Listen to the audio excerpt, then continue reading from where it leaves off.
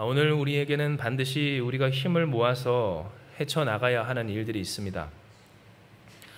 그것은 우리의 인생 가운데 우리 혼자서도 할 수 없고, 아니 우리가 아무리 모여도 할 수 없는 일들이 찾아오기 때문인데요. 바로 그러한 점에서 우리는 함께 기도하고 믿음의 자리, 있어야 할 그 자리를 지키는 것이 중요합니다. 하다못해 가정, 그 한 가정을 세우는 일에 있어서도 한 사람만의 노력으로 안 되고 모든 사람이 합심하여서, 비록 그 마음과 생각이 조금씩은, 아니 꽤나 다를 수는 있어도 전능하신 하나님을 믿고 그 하나님의 뜻을 따라 하나님의 선하심을 의지함으로써 나를 내려놓고 나아갈 때 가정이 회복되고 인생이 회복되고 변화되고 반전될 수 있는 것처럼, 오늘 우리의 삶에 있어서 우리가 함께 해야 한다는 것, 함께 하며 그 삶의 자리를, 믿음의 자리를 지켜야 한다는 것은 참으로 중요한 문제라고 하는 겁니다. 하지만 때로 우리의 인생 가운데는 이러한 함께함이 잘 이루어지지 않을 때가 많습니다. 함께하고 싶은데 함께하기가 어렵고 동의가 되지 않고, 그러니 모일 수조차 없는 그러한 현실을 마주하게 될 때가 있다라고 하는 거죠. 그렇다면 우리 자신은 어떻습니까? 우리 또한 마찬가지입니다. 왜냐하면 우리 또한 우리의 삶에서 우리의 역할을 우리의 자리에서 제대로 이행하는가를 한번 생각을 해볼 때, 우리 또한 어떻습니까? 이후에 함께 나누겠지만 이 사울처럼 본인의 자리에서 본인의 일을 제대로 감당하지 못하는, 때로 비겁하고 참 철이 없는 모습을 보일 때도 있어 왔기 때문입니다. 실제로 사울이라고 하는 사람, 그 인물에 대해서 생각을 해보자면, 사울은 유력한 집안의 아들이었습니다. 사환도 부렸습니다. 아버지가 암나기를 찾는데 사울 혼자 보낼 법도 한데 혼자 보내지 아니하고 그를 돕는 사환을, 곧 종을 붙여서 암나기를 찾게 했다는 겁니다. 여기서부터도 사실은 이후에 후대 왕이 되었던 이 다윗과의 차별점이 나타나는데, 다윗은 어땠습니까? 사나운 짐승이 드글거리는 그 들판에서 홀로 있으며 양떼를 혼자 지키며 그 사나운 짐승에게서 양을 구해야 하는 절체절명의 위기를 혼자 맞이했던 인생입니다. 하지만 사울은 어땠을까요? 소위 말하는 금수저입니다. 게다가 그 얼굴도 완벽하고 풍채도 너무 좋아서 이스라엘의 전역에 있는 모든 사람보다도 얼굴이 준수하며, 또한 키가, 머리가 하나 더 있을 만큼, 지금으로 따지면 모델과 탤런트 뺨찌는 그러한 인물이, 모든 것을 다 가진 인물이 이 사울이었다라고 하는 겁니다. 그런데 이 사울이 참 약한 점이 있었습니다. 그것은 그가 분내야 할 때 분내지 못하고, 움직여야 할 때 움직이지 못하고, 아멘으로 순종해야 할 때 순종하지 못하는 그러한 소심함과 혹은 철없는 모습이 그에게 있었다라고 하는 겁니다. 실제로 하나님께서 사무엘을 통하여서 사울에게 기름 부으시고 그를 왕으로 택정하시며 그에게 하나님의 영을 부으사 놀라운 징조로서 그를 택하셨음을 보여주셨을 때, 그 이후의 사람들이라면 어떻게 했을까요? 아마 다윗이라면 이미 하나님의 말씀이 그에게 임했을 때로부터 그의 삶은 완전히 그 말씀에 걸맞는 삶으로서 살기에 애를 썼을 겁니다. 하지만 사울은 어땠습니까? 그 놀라운 징조와 말씀을 듣고서도 집에 가서 입을 다물고 있었고요. 그 누구에게도 말하지 않았을 뿐더러 하나님께서 모든 사람들을 모아두고 이 이스라엘의 왕이 될 제목을, 그래서 그 왕을 하나님이 택하셨노라 라고 하는 그 시점에서 하나님이 계속하여서 이 제비를 뽑아 이 사울을 지목하게, 모든 백성 앞에서 지목하셨을 때 사울은 그곳에 있지 않았습니다. 있어야 할 자리에 있지 않았습니다. 있어야 하는데 있었는데 없어졌습니다. 어디 있었습니까? 진보다리에 숨어 있었다고 하는 겁니다. 얼마나 소심했는지, 얼마나 그 마음이 참으로 연약했는지, 그 나름의 생각도 고민도 많았기에 그러했을 테지만, 그러나 적어도 왕의 제목으로서 담대함이, 그리고 진취적인 모습이, 무엇보다 나는 못 믿어도 하나님을 믿는 신실한 믿음이 그에게 있었는가에 있어서 하나님을 진정 믿었다면 어땠을까요? 나는 못 믿습니다. 나는 못 믿어요. 그러나 하나님의 말씀을 믿기에 순종해야 할 텐데 그는 진보다리에 곧 하나님의 말씀에 우리의 삶의 그 모든 일들로 숨어버리는 딱 철없는 모습, 정말로 소심하고 우리로 따지면 자기밖에 모르는 그러한 모습들을 사울은 보였다는 겁니다. 즉 이 사울의 모습을 볼 때 그의 인생은 환경과 배경부터 이미 다윗과 달랐고요. 뿐만 아니라 삶을 살아가는 그 삶의 과정과 태도도 참으로 다윗과 달랐습니다. 하나님을 찬양하며 예배하며 하나님 앞으로 제 스스로 나아갔던 이 다윗과는 다르게 그는 진정으로 하나님의 강권적인 이끌리심 안에서 있었음에도 불구하고 그래서 하나님의 영이 충만하여서 그가 변화되고 또 사울도 예언자 중에 있느냐라고 하는 그 말이 나올 정도로 사울도 선견자 중에 하나냐라고 하는 속담이 나올 정도로 하나님의 놀라운 역사를 경험했음에도 불구하고 사울은 어땠습니까? 그럼에도 불구하고 그 삶의 진보다리 속으로 숨어버리는 일상 속으로 숨어버리는 말씀 앞에서 그 삶 속으로 숨어버리는 치사한 모습을 보이는 그런 소심한 인물이었다라고 하는 겁니다. 그러니 여러분 사울은 무엇할 수밖에 없었을까요? 무기력할 수밖에 없었습니다. 왜냐하면 우리가 함께 이 말씀을 읽어보며 확인했지만 사울이 이스라엘의 초대 왕으로 추대되었을 때 그래서 모든 백성 앞에서 선포되었을 때 진보다리에나 숨어있는 그 소심하고 치사하고 철없고 그런 맥없는 그러한 모습에 이 이스라엘에 있었던 다른 지파의 불량배들이 그곳에 있었던 다른 사람들이 불만을 가진 어떤 사람들이 사울에 대해서 욕을 하고 우리로 따지면 뒷이야기하고 그리고 그에게 마땅히 바쳐야 하는 그들의 그 선물을 바치지 않았기 때문에 그렇습니다. 그런데 여러분 오늘 그 일에 대해서 성경이 무엇이라고 이야기했습니까? 어떤 불량배들이 사울에 대해서 그렇게 대놓고 불만을 표시하고 또한 그들이 바쳐야 하는 그러한 선물들을 드리지 않았음에도 불구하고 사울은 침묵했습니다.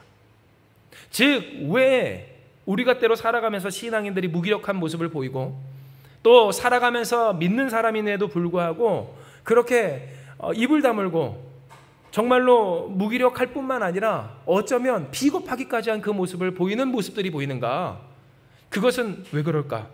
이 사울과 같은 성정으로 하나님의 말씀 앞에서 나는 못 믿어도 하나님을 믿는 그 믿음으로 담대하게 나아가야 할 때 그렇게 순종하지 못하는 그와 같은 삶의 태도가 계속 이어지기 때문임을 우리는 알게 되는 겁니다.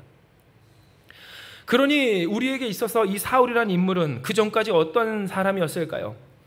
이스라엘을 하나 되게 하지 못하고 문제와 어려움 곧 함께함으로써 헤쳐나갈 그 위기 속에서 결국에는 그 스스로가 말하는 것조차도 힘이 있을 수가 없는 그러한 인물이었음을 우리는 알게 됩니다.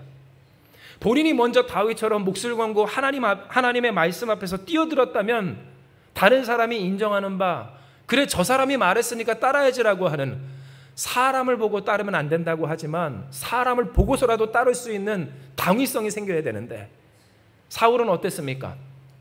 그 스스로가 비겁했습니다. 참으로 이기적이었습니다.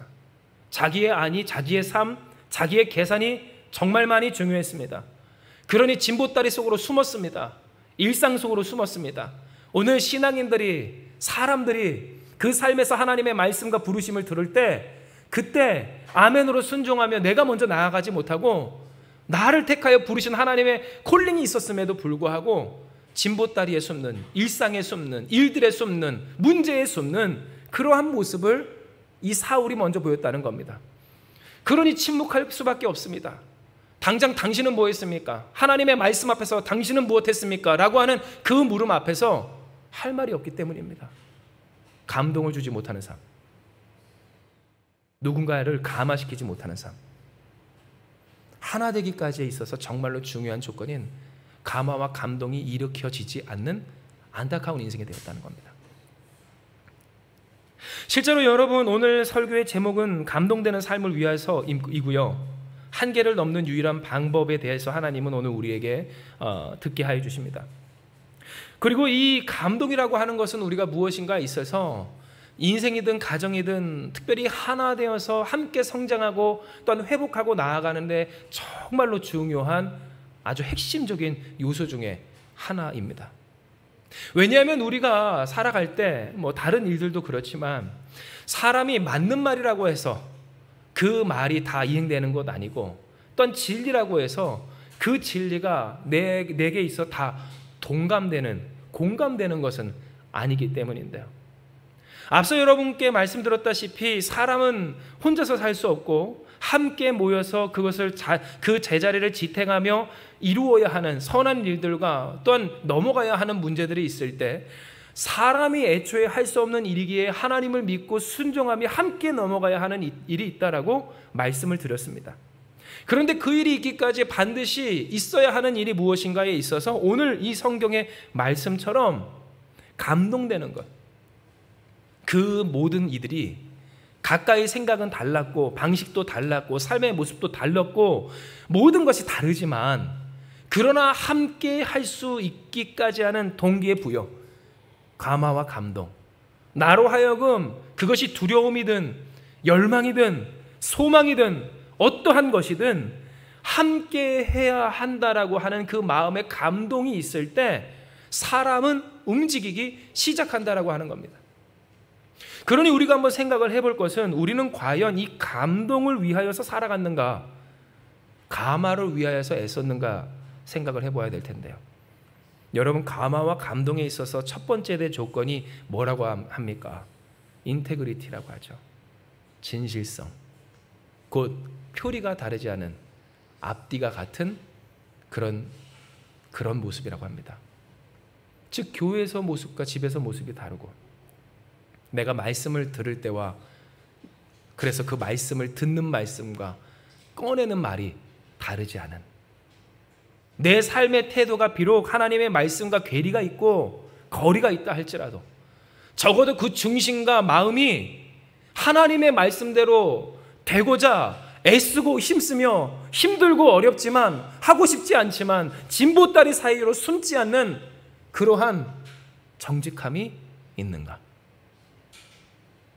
바로 이것이 오늘 우리에게 있어서 감동이 중요한 이유고, 그 감동을, 그 감화를 어떻게 불러일으킬 것인가에 대한 물음의 답이었다라고 하는 겁니다. 실제로 이스라엘 백성은 이제 후술하겠지만 하나님이 허락하여 주시는 감동과 그 감동으로 감화된 이스라엘 백성의 하나됨 속에서 이 암몬 족속이라고 하는 전쟁의 위기를 완전히 극복하여 넘어갑니다. 뿐만 아니라 이 이스라엘 백성들이 사무엘 이후 사울 안에서 하나가 되는, 곧 결집하여 사울의 시대를 본격적으로 알리게 되는 그러한 시작점이 바로 이 사건을 통해 이루어졌는데요. 이것은 우리에게 무엇을 알게 합니까? 우리의 인생 가운데서도 여러 가지 위기와 일들이 있지만 그것이 누군가에게는, 그리고 어떤 가정과 어떤 공동체와 교회에게는 한 걸음 더 내딛으며 하나님 역사를 시작하는 그러한 시작점이 될 수도 있지만, 어떠한 인생과 가정들 그리고 어떤 공동체에는 그 일이 도리어 무너지고 깨지기만 하는, 다시금 마치 처음부터 시작하는 것 같은 광야의 과정을 걷게 되는 일이 될 수도 있음을 우리는 알아야 합니다. 즉 우리의 삶 가운데에서 우리 혼자 할 수 없고, 그러니 반드시 함께 해야 하는데 감동이 되지 않고 하나 되지 않는 그와 같은 일들에 있어서 우리가 어떻게 대처하며 무엇을 따라야 할 것인가에 있어서 하나님은 오늘 우리에게 말씀하시길 감동되는 삶을 위해 살아라. 감동되는 인생이 되어라. 감화와 감동이 있는 인생과 가정과 공동체와 교회가 되기까지, 그렇게 인간의 한계를 넘고 혼자의 한계를 넘는 그러한 놀라운 역사를 하나님이 이루실 때 그 일의 기쁨으로 동참할 비결을, 그리고 그 뜻을 하나님은 말씀하여 주시는 겁니다. 이에 특별히 여러분, 오늘 이 시간 이 말씀 속에 배경, 곧 암몬 족속이 이스라엘을 쳐들어왔었던 그때 상황을 우리가 좀 살펴보아야 하는데요. 이는 여러분, 이 암몬 족속이 쳐들어왔을 때 정말로 우리가 조심해야 하는, 인간이 자주 보이고 쉽게 보이는 그러한 실수를 이스라엘이 똑같이 했으며 우리가 겪을 수 있는 삶의 현실적인 문제가 바로 이곳에 그리고 그때에 그대로 일어났었기 때문입니다. 이에 우리가 같이 한번 이 말씀을 읽습니다. 시작. 암몬 사람 나하스가 올라와서 길르앗 야베스에 맞서 진침해 야베스 모든 사람들이 나하스에게 이르되 우리와 언약하자. 그리하면 우리가 너를 섬기리라 하니 암몬 사람 나하스가 그들에게 이르되 내가 너희 오른 눈을 다 빼야 너희와 언약하리라. 내가 온 이스라엘을 이같이 모욕하리라. 야베스 장로들이 그에게 이르되 우리에게 이레 동안 말미를 주어 우리가 이스라엘 온 지역에 전령들을 보내게 하라. 만일 우리를 구원할 자가 없으면 내게 나아가리라 하니라. 아멘. 여러분, 오늘 이 말씀은 어떤 말씀입니까? 이제 사울이 왕이 되고, 그러나 여전히 사무엘이 그 영향력을 펼치고 있었던, 사무엘에서 사울로서 이제는 영적인, 또한 그 나라를 다스리는 그러한 지도력이 이양되고 있었던 그 시점에 암몬 족속들이 이스라엘, 특별히 문하세 지파 그에 속한 길랏 야베스를 쳤을 때의 기록입니다. 암몬 사람들은 길랏 야베스에 이제 진치고서 전쟁을 준비하며 그들을 위협했는데요. 그런데 오늘 그 가운데에서 이 야베스 모든 사람들이 나하스에게 두려워 떨며 말하기를 우리와 언약하자, 우리와 협정 맺자, 우리가 당신 밑으로 들어가겠다, 그러니 우리를 치지 말라라고 하는 모습을 보입니다. 그러자 이 암몬 사람 나하스가 말하기를 그렇다면 조건이 있다. 너희 성읍 안에 있는 모든 사람의 오른쪽 눈을 다 뺄 거다. 빼서 이스라엘 전역에 뿌릴 거다. 그렇게 이스라엘을 치욕 줄 거다.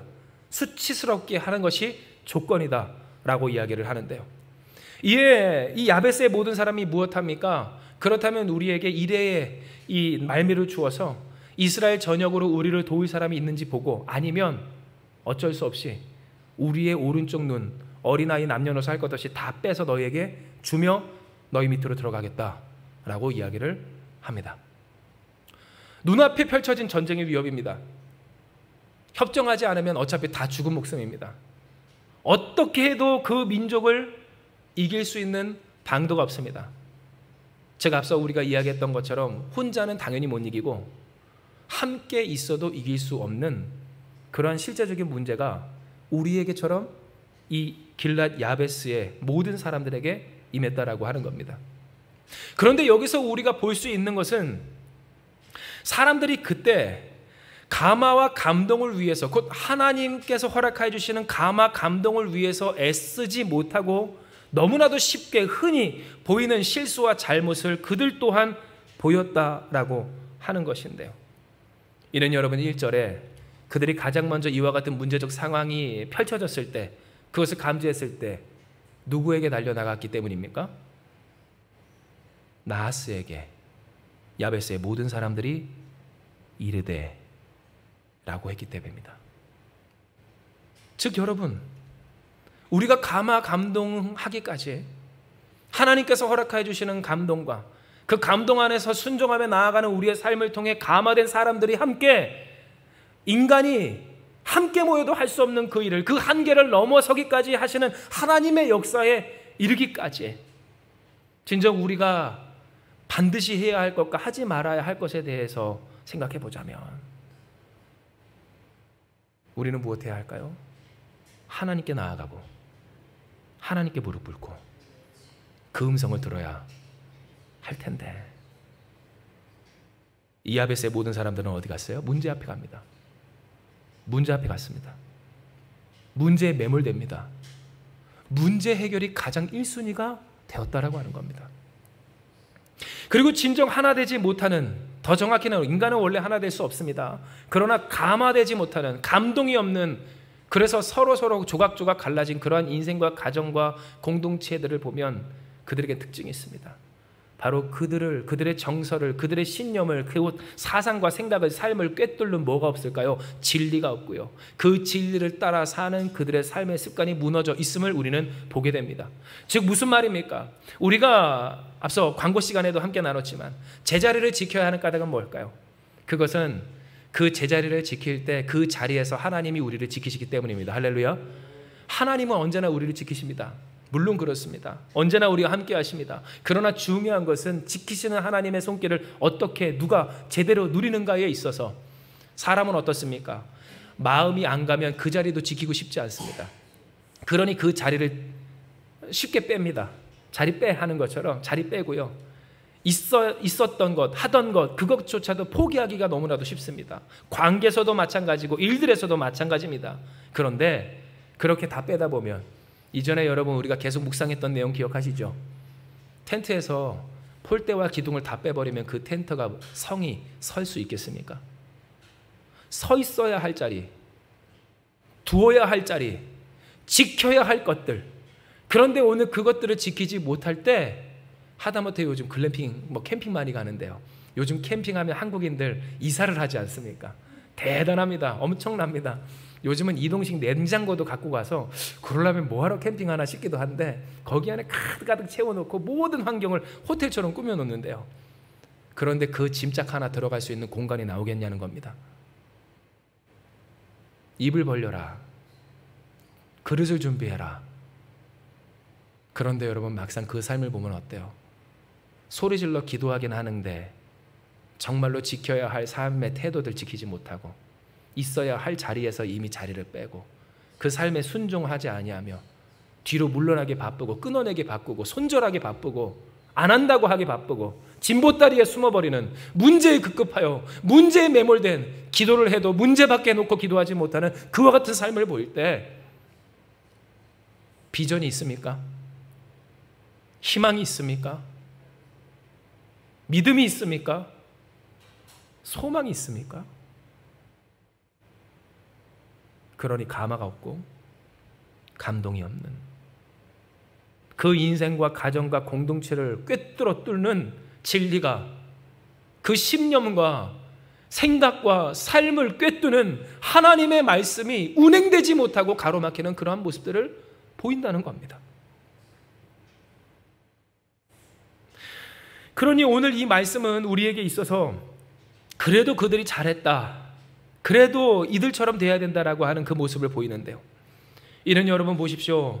그들이 그렇게 세상 앞에서 문제에 바로 달려나가 반응하며, 우리도 그렇지 않습니까? 하나님의 말씀이 우리에게 임했을 때는 미적미적거리고, 때를 따라 한번 시기를 보고, 지금 아니면 다음이 어떤가, 내가 이렇게 했을 때 그 다음에 후폭풍은, 그 후에 있을 일들은 무엇인가 계산하고 가늠하다가도 문제 있으면 어떡합니까? 바로 반응하는 것처럼, 야베스 사람들도 어떡합니까? 문제에는 바로 반응합니다. 말씀 아닌 문제에는 바로 즉각적으로 반응했을 때, 여러분 믿었던 사람, 그리고 어떻게 내가 해보자 했었던 그러한 시도는 어때요? 알겠어, 대신 오른쪽 눈을 다 빼라 라고 하는 정말로 무참한 그러한 이 제안이 이들에게 오듯 우리에게도 온다라고 하는 것이고요. 그러나 여러분, 이 야베스 사람들이 잘한 건 뭐예요? 그렇게 무참한, 도저히 할 수 없는, 그러나 그럴 수밖에 없는 그러한 문제가 그들 앞에 찾아왔을 때, 우리의 생명을 보존하려면 내 사랑하는 가족들과 나와 내 목숨보다도 귀한 그 모든 이들의 오른쪽 눈을 다 빼야 하는 그런 아픔과 고통과 두려움이 그 앞에 있을 때, 그들은 도움을 청하기로 간구합니다. 물어보기로 간구합니다. 이래 동안 말미를 주어 우리가 온 이스라엘 지역에 전령들을 보내게 하라. 만일 우리를 구원할 자가 없으면 내게 나아가리라. 즉 적어도 그들의 모습에서 우리는 볼 수 있기를, 왜 우리가 우리가 감동되지 못하는가? 문제에 반응했기 때문이구나. 그렇다면 왜 문제에 반응하는 우리의 삶이 그렇다면 어떻게 해야 하는가에 있어서 그래도 그들은 못했다는 거예요. 도움을 요청하기를, 구원을 간구하기를 그들은 그렇게 했다라고 하는 점입니다. 이 소식은 사울은 기브아까지 이릅니다. 기브아, 곧 사울이 살고 있었던 그 땅에서 사울은 당시에 밭에서 소를 몰고 있었는데요. 그런데 백성들이 와서 소리를 지르며 울며 그 소식을 들은 모든 이스라엘 백성들이 통곡하는 그때에 사울은 그 소식을 듣고 그 마음에 큰 분노가 이르게 됩니다. 이것이 바로 오늘 우리가 읽은 이 본문의 말씀이고요. 이 말씀 속에서 우리는 사울이 왜 그렇게 될 수 있는지를 알게 되는데요. 이는 기록된 바 사울이 이 말을 들을 때에 무엇에 크게 감동됐대요? 하나님의 영에 감동되었기 때문임을 볼 수가 있습니다. 즉 사울은 무엇에 감동되었는가? 그렇게 이 야베스 사람들이 모든 사람들에게 우리로 따지면 중보를 요청하고 또한 우리가 살 길을 간구하기 위해서 전에는 세상 사람들을 그리고 세상의 문제를 내안의 방법을 그래서 문제를 어떻게든 어르고 달래고 취급하는 데에 집중했다면 그렇게 해봤더니 내게는 비참한 현실이 더욱더 찾아오고 결국 목숨과 맞바꿔야 하는 내가 해결할 수 없고 우리도 해결할 수 없는 문제라는 것을 그들이 자각한 순간에 도움을 요청했을 때 그 도움을 요청함 속에서 믿음의 공동체 안에서 나의 문제와 아픔과 고민과 갈등을 함께 풀고 기도하며 승리하기를 내가 구원받기를 간구한 그들의 모습 가운데 하나님이 무엇하셨음을? 사울을 감동시켜 그 안에 커다란 분노가 있게 하셨음을 보게 하시는 겁니다. 이에 여러분 사울은 무엇했을까요? 하나님의 영에 크게 감동되어 그에게 노가 크게 일어났고요. 한결이 곧 이 양 옆에 이 한 쌍으로 밭을 가는 그 두 소를 잡아 각을 뜨고 전령들의 손으로 그것을 이스라엘의 모든 지역에 두루 보내어 이르되 누구든지 나와서 사울과 사무엘을 따르지 아니하면 그들의 소들도 이와 같이 하리라 라고 이야기합니다. 즉 그가 몰고 있던 소입니다. 그런데 그 소를 바로 잡아서 각을 뜨고 그 한 덩이씩을 모든 이스라엘의 전령들에게 보내어서 흩어버리기를 누구든지 진보다리에 숨으면 바쁘다고 어렵다고 문제 있다고 마치 이 야베스 사람들이 그랬고 내가 예전에 그랬던 것처럼 일상 속에 숨고 문제 속에 숨고 바쁨 속에 숨고 일 속에 숨어서 하나님의 말씀과 부르심에 응답하지 아니하면 너희의 이 소들도 다 이와 같이 될 것이다 라고 하는 하나님의 말씀을 그는 선포했던 겁니다. 그리고 놀라운 것은 사실상 사울이 앞서 그의 삶으로 먼저 보였던 참 진실성 없는 그 모습, 그러니 하나 될 수 없었던 그 누구도 감동시키지 못했던 그의 삶 속에 하나님은 그를 통하여 감동시켜 주시고 감화되는 그러니 하나 되어 33만이라는 엄청난 군세가 모여 이 암몬 족속을 쳐 이기게 하시는 역사를 허락하여 주셨다는 점인데요.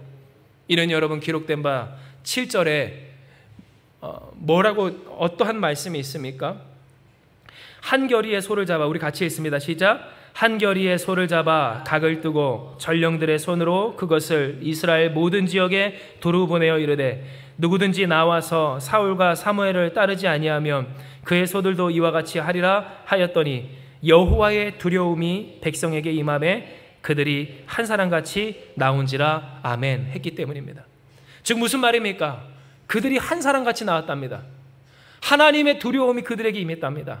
즉 하나님의 영에 감동된 사울이 그 감동에 따라서 자신의 것을 하나님 앞에 내어드리며 그 일을 위해서 행동하기 시작했을 때, 즉 더 이상 진보다리에 숨지 아니하고 일상 속에 숨지 아니하고 얼마나 커다란 문제입니까? 그 안에서 계산기 두드리지 아니하고 내 삶에 집중하지 아니하고 하나님의 선하신 뜻 따라 말씀에 감동되어 나를 부르신 그 감동케 하심에 내가 아멘으로 순종하였을 때 감동시킬 수 없는 인생이었습니다. 치사하고 비겁한 인생이었습니다. 소심하기 짝이 없었습니다. 그러니 침묵할 수밖에 없었습니다. 그런데 그 사울을 통하여서 하나님 무엇 하십니까? 암몬 족속을 이기게 하신 것이 중요한 것이 아니라 암몬 족속 앞에서 흩어져 통곡하며 어쩔 수 없다 오른쪽 눈 빼야지 라고 하며 생각하며 방도가 없었던 살 길이 없었던 이스라엘을 한 사람처럼 나오게 하심이 중요하고 그 중요한 역사가 그들에게 있었다라고 하는 겁니다. 즉 이것은 오늘 우리에게 있어서 무엇을 알게 합니까? 우리의 한계를 뛰어넘는 유일한 방법이 바로 여기에 하나님의 영에 감동되어 그 감동된 우리의 삶으로 감화시키는 것 외에는 없다라는 것을 하나님은 알게 해주십니다. 우리도 할 수 없고 함께 있어도 할 수 없는, 나 혼자서는 안 되고 같이 있어도 안 될 그 인생과 가정과 공동체와 나라와 지역과 모든 일들 가운데 있어서 우리가 어떻게 그 문제 앞에서 그것을 넘어 풀어 살아갈 수 있는가에 있어서 하나님은 오늘 우리에게 무엇을 이야기하시는 거예요? 문제가 있지. 그런데 그 문제에 적극적으로 대처하고 기민하게 빠르게, 어쩌면 세상적으로 봤을 때 약삭 빠르다 싶을 정도로 지혜롭게 그렇게 반응하며 문제에 매몰되어 사는 삶이 그 문제를 넘는 비결이 아니라 무엇에 우선하라고요? 하나님의 말씀의 감동, 그 하나님의 감동에 우선하여 그 말씀대로 순종하며 감화되어 살아감으로써 이 감동이 누군가에게 감화를, 그래서 그 감화가 하나됨의 역사를, 그 하나됨이 도저히 사람의 힘으로는 이길 수 없는 그 문제를 넘어서게 하시는 하나님의 역사로 이어져야 한다는 사실을 하나님은 우리에게 알게 해주시는 겁니다. 그러니 여러분, 오늘 이 시간 이 말씀에 있어서 우리가 착각하지 말아야 되는 것은 이 말씀이 우리에게 내 문제를 어떤 공동체나 다른 사람들이 알아주고 풀어주고 함께 해결해 줘야 하나님의 은혜다, 역사다, 하나님의 뜻이다라고 착각하지 않는 데 있다라는 거 하는 겁니다. 제가 이 말씀을 드리는 이유는 뭐냐면요, 사람은 자기 위주의 존재라서 내 문제가 가장 급하기 쉽고요, 누구라도 마찬가지지만, 그러니 사람은 이 말씀과 같이 하나님의 음성을 들을 때 오해하기가 쉬워서 내가 삶에서 이루어야 하는 것이 문제 해결이고 나의 소원 성취이고 내가 문제라고 생각했던 일들을 해결해 내는 것이다 라고 착각하기가 너무나도 쉽기 때문에 그렇습니다. 그러나 제가 또한 이 말씀을 드리는 이유는 우리가 하나님의 말씀에 감화되기까지 우리를 가장 가로막았던 것이 바로 이 문제 앞에 먼저 하나님보다도 나아가는 우리의 잘못된 태도이기 때문이고요. 우리가 하나님 앞에서 하나님의 말씀에 감동되려면 한 스텝 뒤로 물러나야 하는 것이 뭘까요? 바로 그 급한 문제, 치명적인 현실이기 때문에 그렇습니다. 사람이 왜 하나님의 말씀을 떠나게 됩니까? 하나님의 말씀을 들었어도 그 직접적인 콜링 속에서 진보다리에 왜 숨었을까요? 그것은 당장 사울의 삶이 너무나도 편안하고 안락한 유력과 집안의 사왕까지 따라 붙는 그러한 인생이었기 때문에 그러하고요. 그러니 사울은 당연히 계산기 두드릴 수밖에 없습니다. 주판 하나를 굴리는 겁니다. 내가 하나님의 말씀을 따랐을 때 이러한 평안하고 안온한 삶이 지속될 수 있을 것인가? 나는 그런 삶을 원하지 않는데 적당히 살다가 부귀영화 누리면서 평안히 사는 것인데 그와 같은 생각들을 하지 않았겠느냐는 겁니다. 그런데 여러분, 이것이 꼭 안온한 삶의 문제입니까? 문제적인 상황에서도 마찬가지입니다. 야베스의 사람들, 커다란 그 군대가 그들 앞에 진치고 있을 때 하나님 앞에 먼저 뛰어가지 않았습니다. 사무엘에게 도움을 요청하지 않았습니다. 이스라엘 사람들에게, 그 믿음의 공동체에게 내가 지금 이와 같은 상황이라고 먼저 이야기하지 않았습니다. 가장 먼저 그들이 한 것이 무엇입니까? 어떻게 해서든지 내 안에서, 내 선에서 문제를 급한 대로 풀어보고자 한 것 아닙니까? 그런데 여러분, 오늘 이 이야기가 우리에게 주는 메시지는 뭡니까? 그러니 이 문제를 풀기 위해서 믿음의 공동체에게 도움을 요청하자, 문제 해결이 먼저다라고 이야기하는 것이 아니라, 그러한 문제가 생겼을 때 우리는 과연 누구에게 먼저 달려가는가, 이 일을 우리는 생각해 볼 필요가 있다라고 하는 겁니다. 무엇이 우선인가? 진정 어떠한 존재에게 우리가 먼저 나아가는가? 무엇을 먼저 이루고자 하는가에 있어서. 그러니 여러분, 야베스 사람들이 그래도 잘했다고 하는 부분이 뭐예요? 믿음의 공동체에게 도움을 요청한 것은 그들의 표면상의 모습이지만, 그러나 한편으로는 적어도 지푸라기라도 잡는 심정으로 그 은혜를, 구원을 세상이 아닌 믿음의 공동체 안에서 함께 요청하며 구하는 그 모습이 그들에게 귀했다라고 하는 겁니다. 실로 여러분, 생각을 해보십시오. 이 이야기가 이스라엘 가운데 왜 늦게 퍼졌을까요? 왜 야베스 사람들이 그러니까 암몬 족속이 그들을 점령하고자 했을 때 왜 그들에게 먼저 나아가서 화친을 그래서 언약을 맺자라고 요청을 했을까요? 이는 그들이 알았기 때문입니다. 못 이긴다는 걸. 우리는 물론이고 이스라엘 전역이 함께 힘을 합쳐도 못 이긴다는 것을 그들은 알았기 때문이라고 하는 겁니다. 그러니 여러분, 오늘 이 모습이 얼마나 안타깝습니까? 왜냐하면 우리 또한 우리 안에 이미 내려진 계산이 우리는 못해가 될 때가 많고요. 그리고 우리는 못할 문제가 너무나도 세상에 많기 때문입니다. 못 이깁니다. 할 수가 없습니다. 그러니 나라도 어떻게 해야 합니다. 그런데 바로 그 부분에 있어서 그 지점에서 사람은 무엇하기가 쉽습니까? 하나님께 기도하기를 잃어버린다는 겁니다. 함께 간구하기를 잃어버린다는 겁니다. 기도가 그렇게 그쳐진다고 하는 겁니다. 내 생각과 내 뜻이 다시 나오게 된다는 겁니다. 그런데 그 생각과 내 계산과 내 방식대로 나아가봤자 뭐가 기다리고 있습니까? 오른쪽 눈 다 빼는 겁니다. 영원한 상실이고 결핍이고 또한 상처이며 그리고 영원한 굴레입니다. 계속되는 수치가, 그 아픔이 인생과 가정과 공동체 가운데 놓여 있을 때가 있다라고 하는 겁니다. 그러니 잘 기억하십시오. 우리에게 있어서 우리가 집중할 것은 뭡니까? 하나님께 간구하는 것이고, 그 간구함의 이유는 뭡니까? 하나님의 말씀으로 감동되는 일인 줄을 기억하시길 바랍니다. 하나님께 감동되는 것, 그 감동으로 내가 감화되어 하나님의 말씀에 순종하여 나부터도 진보다리에 더 이상 숨지 아니하고 나의 문제에 매몰되지 아니하고 내 현실에 그리고 그 안온한 삶을 지키기 위해서 도망치지 아니한 채 하나님의 뜻을 따라 살고자 할 때, 하나님은 오늘 우리 같은 사람을 통하여서 무엇하게 하실까요? 감동시켜 주시고 감화되게 하여 주심으로써 한 사람과 같이 나와 승리하게 되는 역사를 허락하여 주신다라고 하는 겁니다. 진정 여러분 기억하시길 바랍니다. 오늘 만약 우리가 읽은 이 본문과 같이 사울이 하나님의 말씀에 감동되지 않고 그 노를, 하나님이 일으키신 그 노를 누그러뜨리며 내가 할 일 아니지, 나는 몰라, 알아서 하겠지 라고 하는 아니란 생각으로 살았다면 모든 사람의 오른 눈이 빠지는 그 아픔과 고통이 야베스에서 멈췄겠습니까? 그렇지 않았을 거라는 겁니다.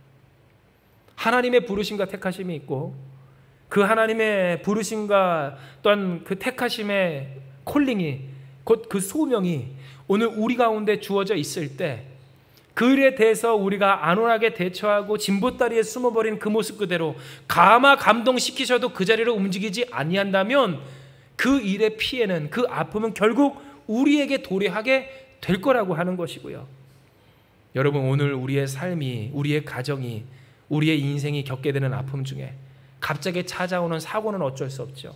사고와 같은 일들 너무나도 많기에 그럴 수 없지만 그 속에서 하나님이 우리로 하여금 하나님 바라보며 감동되어 그 일을 하나님의 역사의 시작점으로 또 한 과정으로 확장시켜 발전시키는 일이 있기까지 오늘 우리에게 중요한 것은 뭡니까?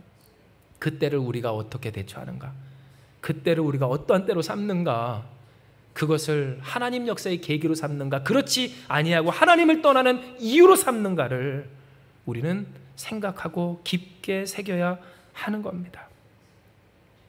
예, 여러분, 그렇다면 어떻게 우리가 이렇게 감동되는 삶을 살 수 있을까요?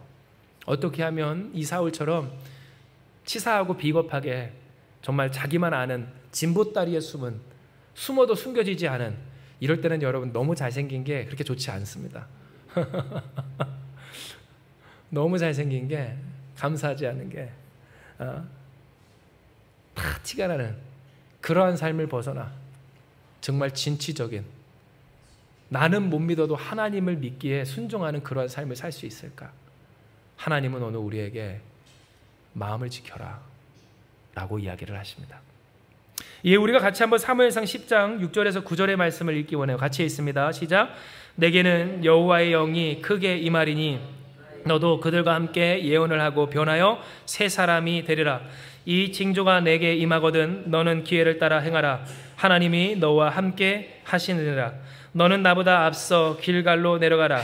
내가 내게로 내려가서 번제와 화목제를 드리니 내가 내게 가서 내가 행할 것을 가르칠 때까지 7일 동안 기다리라.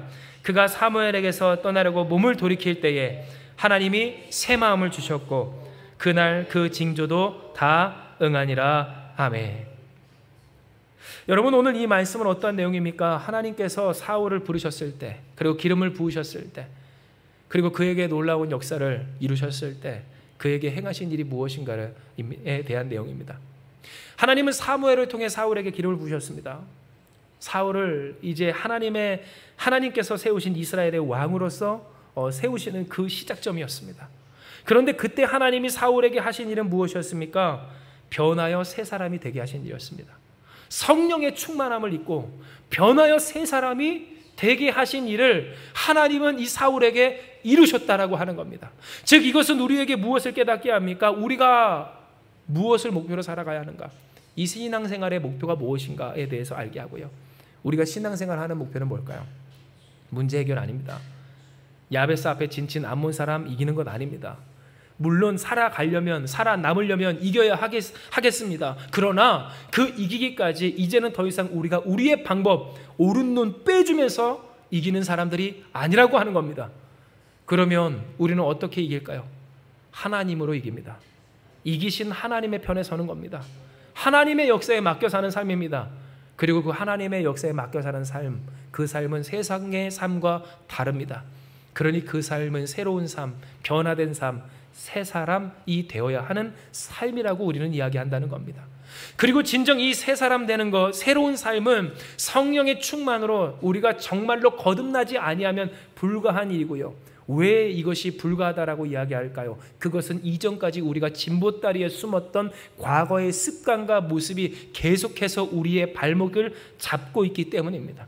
심지어 사울조차도 그랬습니다. 하나님의 영으로 충만함을 입어 예언을 하기까지 거듭나 새 사람이 되었음에도 불구하고 그는 그 일 이후에 어디에 숨었을까요? 진보다리에 숨었기 때문입니다. 그러나 중요한 것은 그러니 우리가 주목할 바, 우리가 이 말씀 속에 보게 되는 것처럼 하나님이 주신, 허락하신 새 마음을 지키는 것이 중요하다라고 할 수 있습니다. 그가 사무엘에게 떠나려고 몸을 돌이킬 때 사울입니다. 하나님이 새 마음을 주셨고 그날 그 징조도 다 응하니라. 아멘. 즉 무슨 말입니까? 사울이 비록 그 일 이후에 진보다리에 숨었어도, 그래서 불량배들이 그에게 불만을 대놓고 표시하며 하나님이 세우신 사울을 왕으로서 인정하지 않았다 할지라도, 그래도 침묵하며 아무 말 할 수 없었던, 그 누구 하나 감동시킬 수 없었던 미력한 인생이었던 이 사울이 그럼에도 불구하고 하나님의 영에 크게 감동되어 그 뜻하신 대로 거룩한 분노를 가지고 움직여 이스라엘을 한 사람과 같이 감화시킬 수 있었던 비결이 어디에 있었는가에 있어서, 맞습니다. 이것은 모두 하나님의 은혜입니다. 하나님의 역사입니다. 그러나 중요한 것은 그만큼 오늘 우리에게 요구되는 것도 있으니 바로 지금의 이 사울처럼, 혹은 이후 우리가 함께 묵상할 다윗처럼 하나님께서 허락하여 주신 거룩한 새 마음, 변하여 새롭게 되게 하신 그 삶을 지키려는 마음이 우리에게 있어야 함을 하나님은 알게 해주시는 겁니다. 진정 여러분, 오늘 우리가 다시 말씀드리지만 문제와 어려움을 마주하게 될 때 우리는 마음을 잃습니다. 우리로 하여금 거듭나게 하시고 새롭게 되게 하신 하나님을 향한 그 마음을 잃습니다. 그 가치를, 그 의미를, 그 행복을, 그 귀함을, 능력을 잃어버리게 된다는 겁니다. 당장 내 앞에 암몬 족속이 진치고 있는데 내가 하나님께 기도하면 뭐하나, 하나님의 말씀대로 살아가면 뭐하나, 혹은 내가 가만히 있으면 그냥 지나갈 수 있는데, 그럴지도 모르는데 내가 나서서 뭐하나, 순종해서 뭐하나, 진보다리에 숨고 싶은 마음이 든다라고 하는 겁니다. 그러나 여러분, 오늘 이것이 우리에게 주는 아픔은 뭡니까? 그렇게 우리는 진실성을 잃어버리고 감동되지 않는 삶은 감동시킬 수가 없다는 것입니다. 당장 나부터도 상황에 따라 문제 있으면 문제에 따라 살고, 좋은 일 있으면 좋은 일 따라 살고, 시절이 그러하면 시절을 따라 사는, 물론 사람이니 여름이면 더워 반팔 입고요, 겨울이면 추워 두터운 옷 입어야겠지만, 그러나 적어도 그 중심과 삶의 이 목표와 그 삶을 관통하는 논리가 진리가 있는가에 있어서 진리조차 없이 앞뒤가 다르게 예배한다 할지라도 예배 때 다르고, 말하는 것 다르고, 기도하는 것 다르고, 살아가는 모습 다르다면 여러분 어떠합니까? 무엇이 남습니까? 무슨 설득력이 있습니까? 그러니 무너지고, 그러니 깨지고, 그러니 힘을 잃고, 함께 있어도 할 수 없는 그 일들을 그 한계에 부딪혀 어찌할 수 없게 될 때, 하나님은 그러니 오늘 우리에게 이야기하시는 겁니다. 너희는 이 현실과 이 문제 속에서 무엇을 택하려느냐고. 감동되는 삶을 살아라. 하나님께 감동되고 다른 사람을 감동시키는, 한계를 뛰어넘는 유일한 방법의 당사자가 되어라. 하나님은 말씀해 주시는 겁니다. 그러므로 사랑하는 여러분, 이 시간 말씀을 정리하며 오늘 우리의 인생 가운데는 우리가 도저히 어떻게 할 수 없는 문제가 끊임없이 찾아옵니다. 그리고 그 문제는 나는 물론이고 같이 있을 때도 도저히 풀 수 없는 문제일 경우가 많습니다. 풀었다고 하지만 사실은 피한 것이고요, 한쪽 눈을 빼어서라도 넘어간 것일 때가 많을 겁니다. 물론 그것이 꼭 다 우리가 못해서 그렇고 하나님의 뜻을 못 따라서 그렇다라고 하는 것은 아닙니다. 예수님께서도 예정된 그 십자가는 지셔야 했었고, 그 모든 고난과 수고를, 그리고 그 고초를 겪으셔야만 했었던 것처럼 불과 같은 시험을, 기나긴 광야를 건너가고 넘어가야 할 때도, 견뎌야 할 때도 있기 때문입니다. 그러나 중요한 것은 뭡니까? 그 상황 속에서 누군가는 신앙의 열매래, 복음의 열매, 말씀의 열매가 맺혀진다는 것이고, 누군가는 그 속에서 미움과 원망과 깨어짐과 부서짐, 아무것도 남지 않는 그런 허무함만 있게 된다라는 겁니다. 어떠한 삶을 살 것인가에 있어서 하나님은 오늘 우리에게 바로 이 이야기를 통해 이야기하시길, 말씀하시길, 그러한 믿음의 열매, 복음의 열매가 남는 방법이, 인간의 한계를 넘는 유일한 방법이 있다라고 말씀하고 계신 겁니다. 그렇다면 여러분, 우리는 무엇해야 할까요? 습관을 바꿔야 합니다. 문제에 매몰되는 삶, 문제뿐만 아니라 일상 속에 숨어버리는 그러한 삶의 모습을 더 이상 보이지 말아야 된다고 하는 겁니다. 하나님의 말씀이 우리에게 임했을 때, 그리고 오늘도 우리에게 허락하여 주시는 그 음성이 우리에게 들려질 때, 우리는 과연 무엇하는가에 있어서 여러분, 짐꾸러미에 숨어들지 않는 우리가 되길 주님의 이름으로 축복합니다. 문제에 파고들지 않는 우리가 되길 주님의 이름으로 축복합니다. 문제에 집중하는 것이 오늘 우리가 우리의 한계를 넘는 방법이 아니라고 하는 겁니다. 그렇다면 어떻게 하면 좋을까요? 바로 주께 나아가는 겁니다. 주 앞에 무릎 꿇는 겁니다. 그리고 나 혼자서 꿇을 수 없는 그 무릎을 함께 꿇어가는 겁니다. 주님, 나를 구원하여 주시옵소서. 나와 같은 아픔을 가진 우리를 긍휼히 여겨 주시옵소서. 우리가 주 앞에 기도하오니 내 마음 하나 지키는 것조차 내 힘과 뜻으로만 할 수 없는 오늘 이 날을 주께 드리며 우리가 서로를 위해 기도합니다. 주여 역사하여 주셔서 주님께 감동되는 우리가 되게 하여 주시옵소서.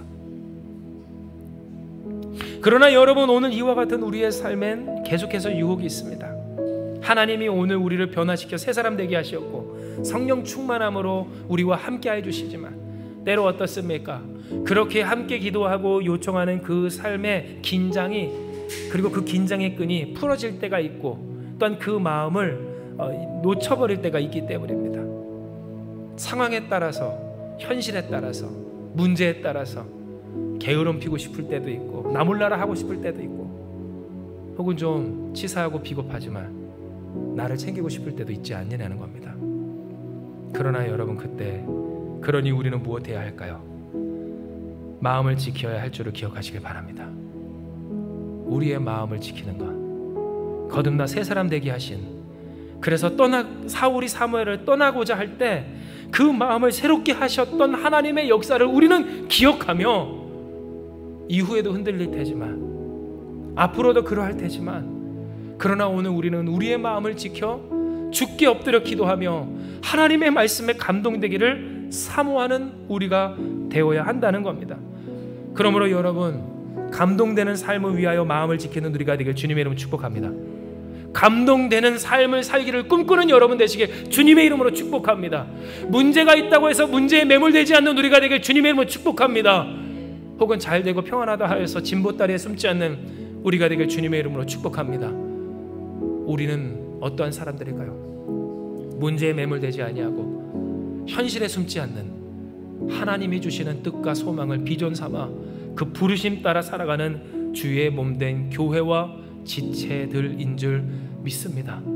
이와 같이 우리가 주 앞에서 우리를 새롭게 하신 그 뜻을 따라 우리의 마음을 지켜 주께 함께 엎드려 기도하며 그 뜻대로 순종하며 살아갈 때, 할렐루야, 사람이 할 수 없고 함께 있어도 할 수 없는, 그러니 세상과 적당히 타협하며 내 눈을 빼는 것과 같은 손실과 아픔을 감내하고서라도 그냥 살 수밖에 없는 비참한 우리의 인생을 하나님의 영광 돌리는 존귀한 인생과 가정과 공동체로 회복시켜 주시는 역사가 있게 될 줄을 믿습니다. 이 시간 이 말씀 기억하시면서 기도합니다. 하나님, 오늘 우리에게 허락하여 주신 이 하나님의 말씀처럼 우리가 진정 주 앞에서 간구하며 기도합니다. 우리를 새롭게 하신 하나님의 뜻을 따라 그 마음을 지켜 주께 간구하오니 우리의 삶, 주께 감화되는 삶, 감동하는 삶 되게 하시고 그 감동시켜 주신 하나님의 뜻을 따라 마음을 지켜 하나님의 말씀에 순종하여 누군가에게 감동이 되는 우리 되게 하여 주시옵소서.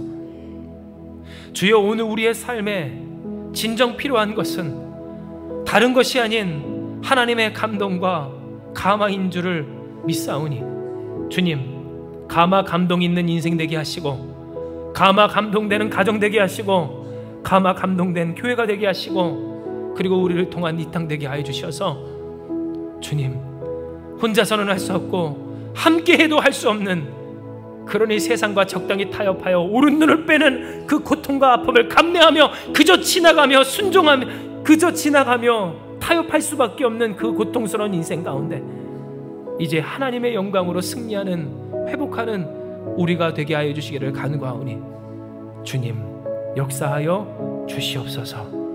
함께 하시는 주께서 오늘 우리에게 허락하신 이 말씀대로 감동되는 우리 되게 하시고 감화되는 우리 되게 하시고 감동시키는 우리 되게 하여 주심으로 우리의 인생과 가정과 공동체를 꿰뚫으시는 진리의 말씀이 주장하는 이 교회 되게 하여 주시옵소서. 함께 하시는 주께서 오늘 우리의 주신 이 말씀을 반드시 성취하여 주실 줄 믿사오며 모든 말씀 사랑 많으신 예수님의 이름으로 기도드리옵나이다. 아멘.